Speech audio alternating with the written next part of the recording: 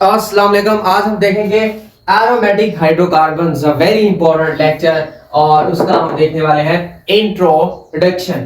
जैसे ये नाम से आइडिया हो रहा है, aromatic word derived from Greek word, derived from Greek word, और वो जो ग्रीक वर्ड है दैट इज अरोमा।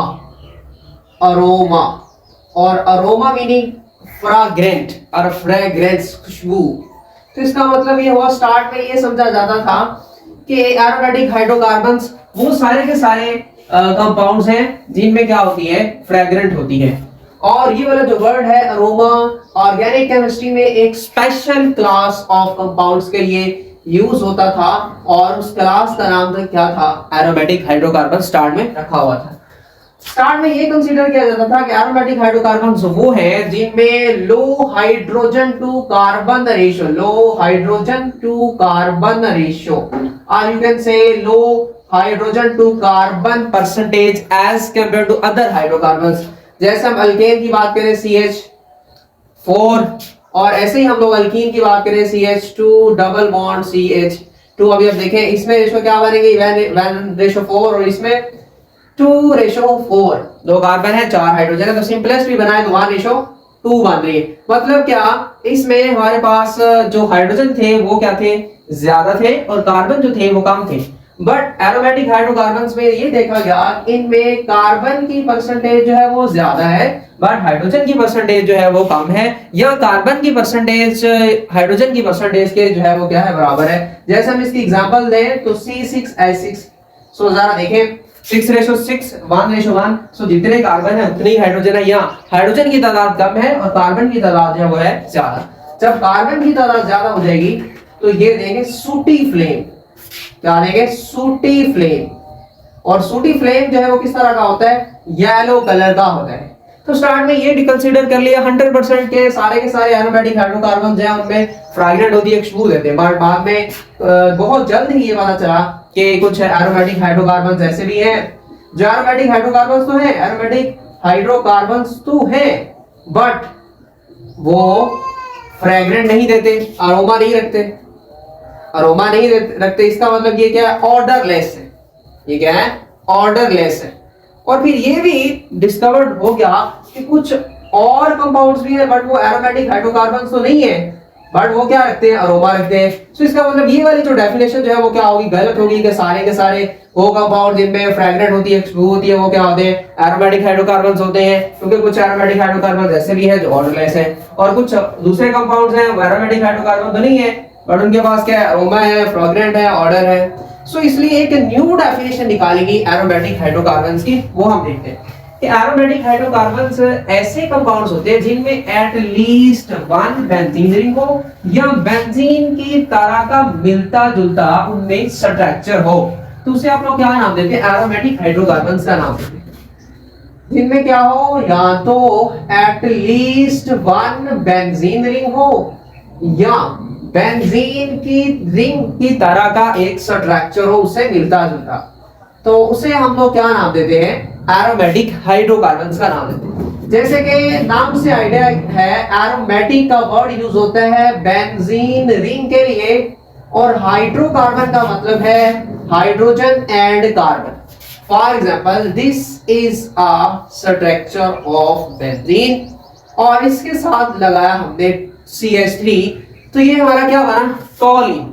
अब आप देखें इसमें बेंजीन रिंग भी है, हाइड्रोजन भी है, कार्बन भी है, तो इसलिए क्या बना, एरोमेटिक हाइड्रोकार्बन्स। तो ये जो हमारा कंपाउंड है जिसका नाम है टॉलीन, ये हमारा क्या हुआ, एरोमेटिक हाइड्रोकार्बन्स। मसलन this is the another compound, तो ये जरा हम इसे चेक करते हैं, क्या ये हमारा एरोमेटिक है, this is the alternative single and double bond, और यहां हमारा क्या लगेगा, वेरी इंपॉर्टेंट, OH।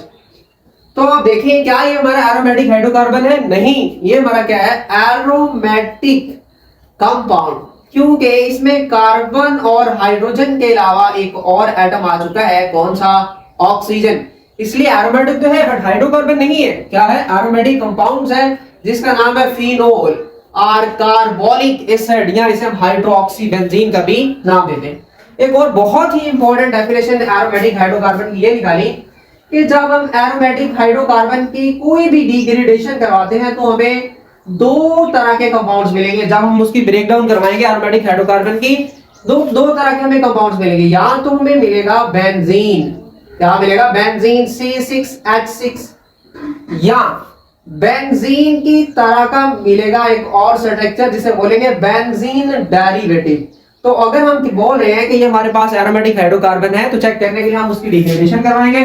अगर बेंजीन या बेंजीन डेरिवेटिव या बेंजीन की तरह का स्ट्रक्चर हमें मिल जाए तो हम समझ जाएंगे कि ये हमारा क्या है, एरोमेटिक हाइड्रोकार्बन है। सो फिर एट द एंड ये डिसाइड कर लिया गया कि एरोमेटिक हाइड्रोकार्बन सारे के सारे वो कंपाउंड्स हैं जिनमें हमारे पास 6 कार्बन के यूनिट होते हैं, मतलब 6 कार्बन होते हैं, और ये कार्बन अरेंज होते हैं in the form of benzene ring.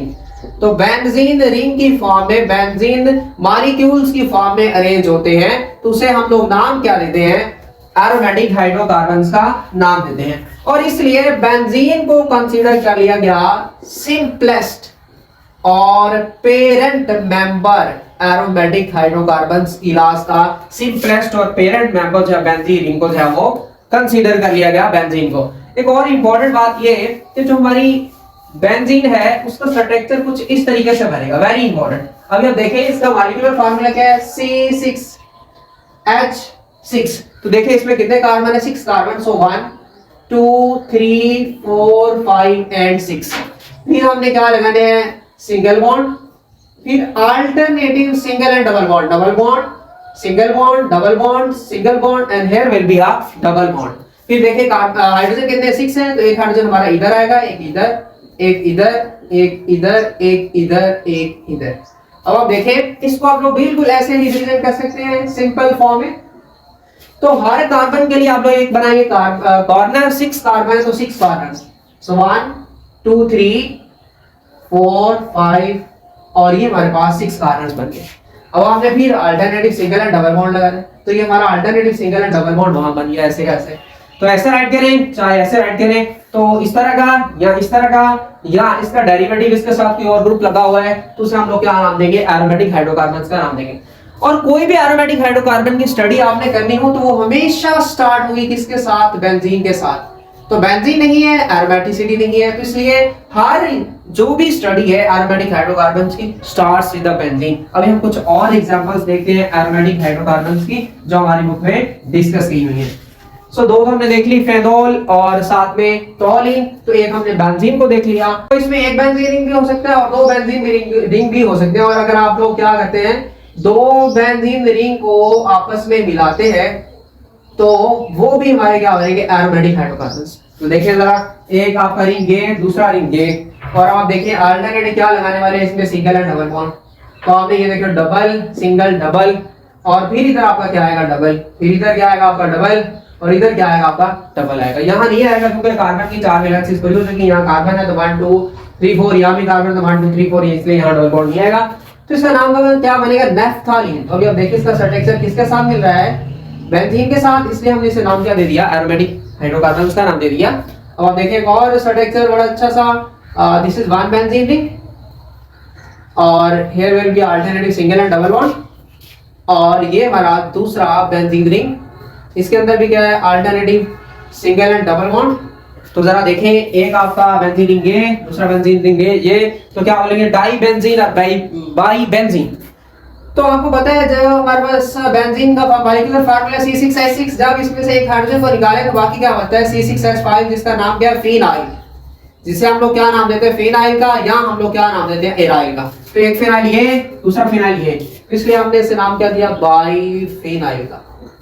और इसी से मिलता जुलता एक और नाम, इसे हम डाईफिनाइल का भी नाम दे सकते हैं। और एंड में बेंजीन का स्ट्रक्चर जो है वो किस तरह का होता है, रेगुलर, प्लेनर, हेक्सागोनल स्ट्रक्चर।